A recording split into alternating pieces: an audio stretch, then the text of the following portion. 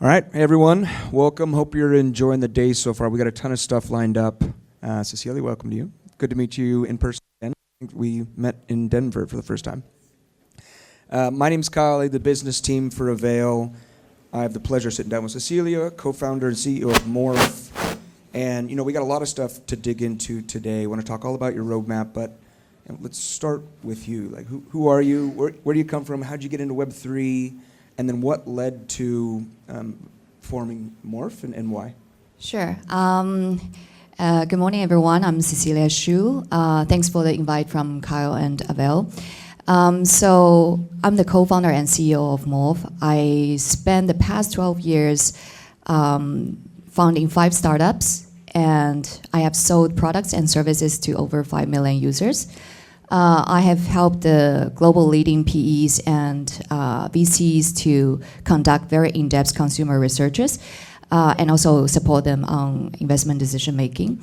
My previous crypto project is the centralized exchange called Phemex, which has more than 500 employees, and also the daily trading volume was like 5 billion at the peak time.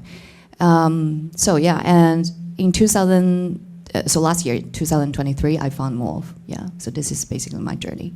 And even digging more in, what brought you to Web3 originally? Like, how'd you hear about it? Oh, yeah, right, correct. So that happened in 2018, I believe. It was a coincidence that I was a friend of Bybit's co-founders. So, and also we happened to be in the same working space together when I had my other 2 startups. So they came to me and saying that, hey, you have so many experience in marketing and consumer research and also management consulting. So why don't you join us in Bybit as co-founder? And I immediately said no to them, because at that time, in 2017, there were a lot of ICOs, a lot of scamming projects. So at that time, I didn't know too much about crypto. Then I just turned them down. And 1 year afterwards, I feel like it's one of the biggest mistakes I've made in my life. Yeah. But anyway, I also established another exchange 1 year afterwards. Yeah. Yeah.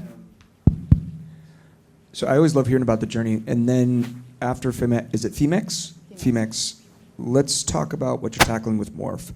So can you give a high-level overview of what you're up to in the Morph ecosystem and how it's evolved since you started it? Yeah, so in conclusion, Morph is the first Ethereum layer 2, which combines the ZK and OP rollups technology together. And also we are the first blockchain which is built for consumers. It's a blockchain for consumers. And also we are backed by the leading industry player, including Dragonfly, Pantera, Bigot, etc. So I guess the reason why they still invest in us in such a full of layer 2 landscape is because they see our difference. Our difference from day one is not focused on technology, because we believe that technology will have lower and lower entry barrier in the future. Even today, you can see that with the modular design, everybody can have their own rollups. So in the near future, technology won't be the entry barrier. So that's why we focus on ecosystem and the builders, the users, as the most important thing for us. Yeah. Have you found it tough, because the ecosystem is fairly crowded right now, at least with general purpose rollups? Did you have any trepidation about getting into that world, or did you see it as this consumer-facing aspect that would really be able to set yourself apart? Yeah, I think there are 2 aspects. The first one is we do care about the builders. So I'm not sure how many builders here today. If you have, yeah, normally we got a few builders every time we talk. So we talk to a lot of builders and try to understand their pain points. Most of the common answers we get, like what kind of pain points you have, what kind of unmet needs you have in your mind. The most common answers we got is normally, for example, how can I get the best team? How do I raise funds? How can I be listed on the centralized exchange? And how can I go to market? How can I acquire users? So these are the real pain points they have. It's not about the grants. When we started this project, we look into different layer 2s on the market. I know there are a few, a lot, but you will see that developers just switching from chains to get grants. They don't have any brand stickiness, right? It's also because they cannot get support enough. So the only thing you can get from most of the chains is that you go to them and they help you with a technical integration, and that's it. But what we want to do, or why Morph is different, is that we offer this venture studio model, which helps builders from end to end. So basically, what is end to end? It's basically, first of all, we have users. We are backed, as I mentioned, we are backed by BigEd. In the whole ecosystem, we already have 30 million users, from the centralized exchange to the wallet. And they're real users. They're real crypto users. They're not like bounty hunters or DeFi farmers. They hold crypto, they trade crypto. But the only thing they are using right now is the trading platform and the wallet, and that's it. And they're eagerly and actively looking for high-value applications on the market, which they cannot find. They want to find some dApps which create value to their real life, not just DeFi, NFT, GameFi, which is very degen, right? Which is very crypto Web3 native. So we have these users, and also on the other hand, we have 50,000 affiliates, not affiliates, but top influencers in crypto, and in total they have 50 million followers. So definitely we can also help our projects to convert these users to them. And also, as you mentioned, that we are a consumer blockchain, so we are more facing to the mass adoption, which means a lot of Web2 users will eventually come into our ecosystem. So I believe this is a huge potential user base for all of our projects, which you can never get this kind of support from the other chains. Yeah, I totally agree. I didn't know the numbers were so high, so congrats on that.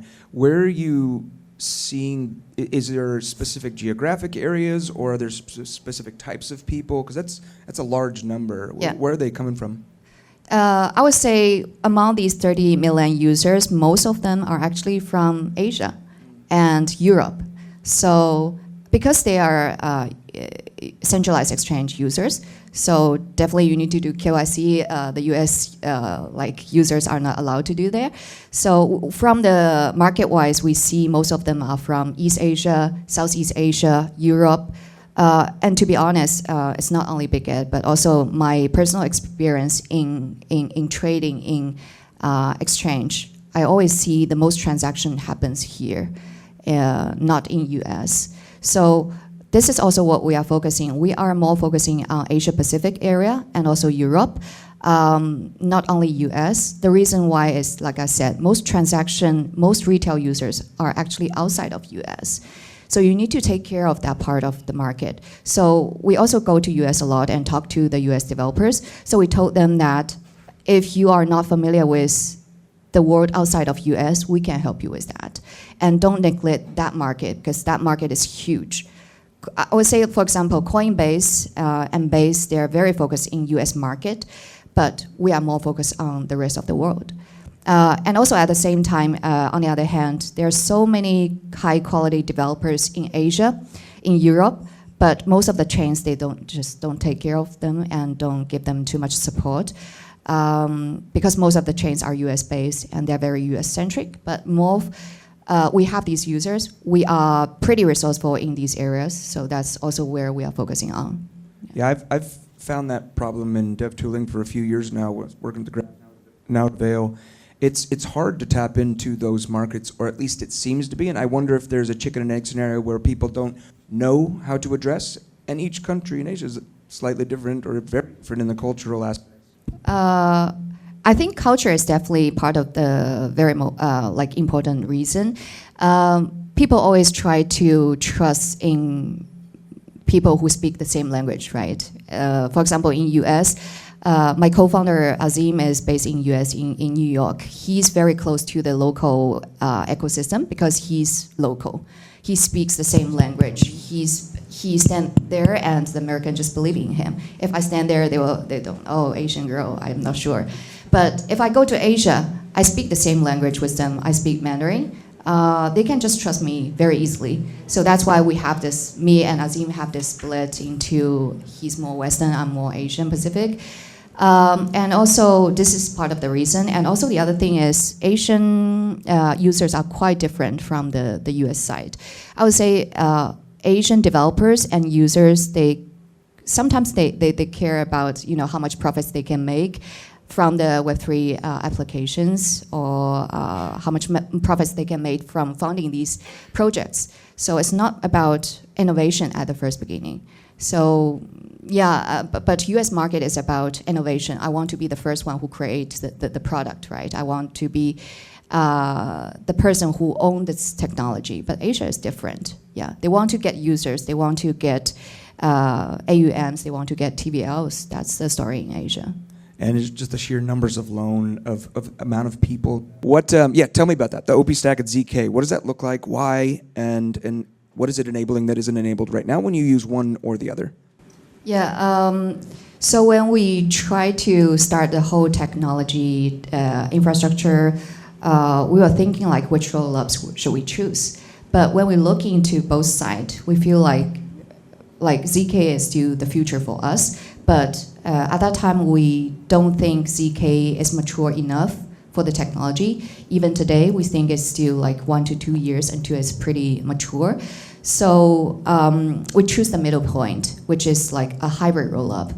And the whole mechanism behind it is that we are still asking people to do the fraud proof, but once people challenge you, you use the ZK proof to prove it. And the outcome is that you don't need to wait for 7 days, right? First of all, it's much safer than a pure OP rollup. And you don't need to wait for 7 days. We reduce the challenge window to 1 to 2 days. And also, it's much cost efficient than the ZK rollup because you don't need to transact each transaction back to layer 1. So yeah, that's why. That's cool. And another piece of what you're doing different is a lot of rollups start out with centralized sequencers, and many are staying with centralized sequencers, right? It's a lot of revenue that comes in through sequencers and but you all are choosing from the get-go to go through the decentralized sequencer route. Can you explain the pros and cons of that? Because there are pros and cons, as well as the thought process of why you wanted to start out that way. Yeah, I think there are a lot of debates, or even during the past talk, I heard they are talking about the shared sequencer stuff. So, the journey is like that. When we first thought about what kind of sequencer should we choose, we saw a lot of centralized sequencers. Most of them, all of them using centralized sequencer. But the trilemma of blockchain is always safety, decentralization, and scalability. And we are solving, layer 2 is solving the problem of scalability. But should we sacrifice for the decentralization? If you are using a single sequencer, how can you say that you are decentralized, right? A single node is completely controlling the sequencer, and they're controlling the orders. How can you say it's decentralization? So definitely, we want to create a decentralized sequencer on Morph. But as you mentioned that most of the profits from these chains coming from sequencer fees, and they're controlling that single sequencer. I know, for example, Optimism, they generate more than 1 million profits every month from the sequencer fee. And base in March, I know they have over 20 million profits from that. But Morph is giving up on that. We are, we would rather to have a decentralization layer 2 than just the profits generated by us purely. So right now we have 7. It's already live on our testnet. Right now we have 7 sequencers on our testnet. Morph is the first one who put it live. I know a lot of other layer 2s mentioned that they want to put decentralized sequencer in their roadmap, but we are the first one who deploy it on our testnet. And on mainnet, we are going to have probably 12 sequencers on mainnet. Yeah. First off, respect for that, for putting decentralization, which is resilience, forward, and then not putting profits above, other things that I think can and should take priority sometimes. You have a few things on your roadmap that I want to hit. One was AI ecosystem support. I didn't really understand what that means. What does that look like? How does that build out? What does it look like in practice? I think since we are building the consumer blockchain, the very important part of it is the vertical we are more focusing is on consumer-related applications, which includes, for example, entertainment, lifestyle, social, loyalty, like this kind of applications. So, and the other side is that the other concept of it is we want to lower the entry barrier of all these user experience as much as possible, because right now we don't see so many like new joiners, new users coming into Web3. One of the most important reasons is that we ourselves set up the entry barrier pretty high. The applications is very difficult to use. The user onboarding process is very complicated. So for Morph, the other concept of consumer blockchain is that we want it to be as simple, as user-friendly as possible.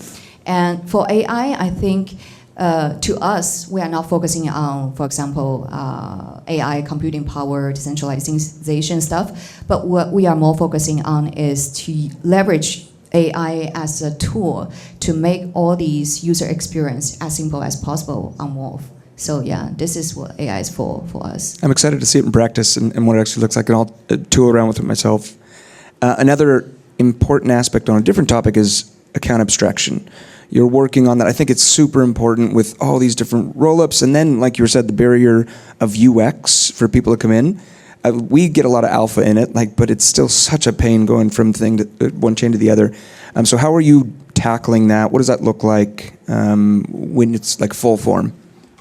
Yeah, account abstraction is actually the same purpose as AI for us. So it's still like a tool for us. It's part of our roadmap, but it's not the most important thing. They all perform like the tools to support us to achieve the target of making things as easy to access as possible to our users. Because we are facing to these everyday users, these retail users, they always feel, as you said, it's very painful to get on board all these Web3 applications at the moment. So AA and AI is the same for us as tool, yeah.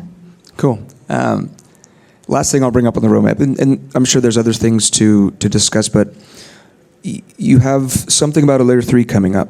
Can I understand what that looks like as Morph layer 2, how it relates to layer 3, and the reasoning behind it? Yeah, so Morph layer 2 is designed completely for what I mentioned, that scalability, decentralization, and safety. So we are still using the Ethereum DA, which is generates like higher cost definitely than using external DA. But that layer 2 is for these ecosystem projects which focus more on safety. So this is for our layer 2. But when we talk to a lot of projects, they also care a lot about the cost. So that's why we are going to have our layer 3. And on our layer 3, we are going to have the external DA to reduce the cost. So for these applications who cares a lot about cost, efficiency, our layer 3 will be the best choice for them, yeah. And excited to work with you on a lot of different stuff in that world. Let's zoom out a bit. More on the community and how it's building out. So even in testnet, a lot of users, what verticals are you seeing actually build out? And if they're, how are they consumer focused? You said social, like where are the majority of builders building across that to attract those users? Yeah, like I mentioned that we are very focused on consumer facing, like daily use, real world use, these kind of applications. So like I said, entertainment, social, loyalty related applications are always our key. So yeah, this is a vertical we're focusing on now. And with the loyalty, what kind of brands do you think would be attracted by that? Obviously, we're seeing Starbucks, we're seeing Reddit and others. What do you think it'll look like? And if you're focusing on kind of the Asia or APAC in general, what kind of companies? Is it different than what we are seeing in Western Hemisphere in some ways, or is it more the same? For loyalty, for example, we are talking to one of the biggest retail group called New World in Asia. So they are huge in Hong Kong and the whole Asia Pacific area. The ideal is that the ideal collaboration will be, for example, user will get the points from their shopping center, and then these points will be in the loyalty system, and then they can use these points everywhere in the whole group of business of new worlds in the future. Yeah. So it'll be huge. I mean, it's just a common sense way to apply blockchain and ownership, and it's just easily adaptable, I think, but no one's really cracked that. So that's cool. You're enabling it. Let's bring it to a close. Anything else you want to talk about? What's coming up? You might have some big milestones you want to discuss. Yeah, I think one of the biggest things we are going to do in the near future for Morph is we're going to have two alliances. One is from the VC alliance part, and the other is from the centralized exchange alliance part. So basically, we are going to consolidate alliance of these top leading VCs who is interested to co-build the consumer blockchain ecosystem together. So we'll put them into our alliance to help our ecosystem projects to raise fund. As I mentioned that a lot of builders, they don't know how to raise fund, but if you come to Morph, and we can help you to, just present your projects in front of all these consumer-facing VCs. And on the other hand, we are going to, also make an alliance of all these top centralized exchanges. I cannot guarantee Binance, OKX, or Coinbase, because anyway, they're not going to align with each other. But the tier 2, the top tier exchanges, we can make them as an alliance. So definitely a big pain point of a lot of builders is that they make the project already very, very mature, but it's very hard for them to get listed. So we're going to help and support on this. I think that's such a huge value add, because like you mentioned, that you can build the tech or whatever you build, and then you realize that's only a small part of the journey, and all these different aspects of launching a token and like even fundraising. Back to that, everyone's trying, and it's a difficult thing to connect with people alone, let alone have somebody back you in your corner. So that's really cool. You're doing that. Last thing is, where should people go? What should people follow to learn more about Morph and keep up with everything, whether it's Twitter or something else? Definitely you can follow our Twitter account, and also we have our team here, Sedvik here. It's from our ecosystem team. And we also have our marketing director here, and also you can reach out to me directly. We will send you some bit.ly link so that you can fill in the background of the projects if you want to collaborate with us, and definitely also talk with us in person if you are interested. And what's the Twitter handle? It's Morph L2. It's Morph L2. Morph L2? Yes. Awesome. Well, I appreciate it. Any questions from the audience before I get yanked off the stage that we should throw in? All right. Well, I appreciate your patience with my mic ineptitude, and thanks so much for coming. It's good to see you in person. Thank you.